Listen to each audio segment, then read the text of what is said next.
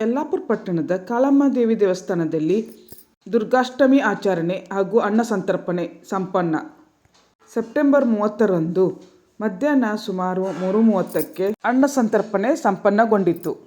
ಶ್ರೀದೇವಿಯ ವಾರವಾದ ಮಂಗಳವಾರ ಹಾಗೂ ದುರ್ಗಾಷ್ಟಮಿಯಂದು ಶ್ರೀದೇವಿಯರಿಗೆ ವಿಶೇಷ ಪೂಜೆ ಹಾಗೂ ಸರ್ವಾಲಂಕಾರ ಮಾಡಲಾಗಿತ್ತು.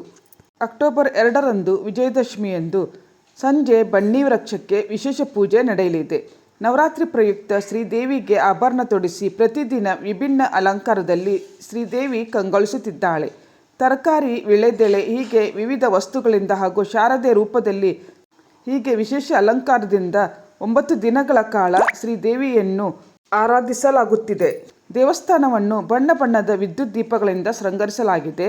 ಅಪಾರ ಸಂಖ್ಯೆಯಲ್ಲಿ ಭಕ್ತರು ಆಗಮಿಸಿ ಹಣ್ಣು, ಕಾಯಿ, ಉಡಿ ಸೇವೆ ಸಲ್ಲಿಸಿ ಅನ್ನ ಪ್ರಸಾದ ಸ್ವೀಕರಿಸಿ ಶ್ರೀದೇವಿಯ ಕೃಪೆಗೆ ಪಾತ್ರರಾದರು.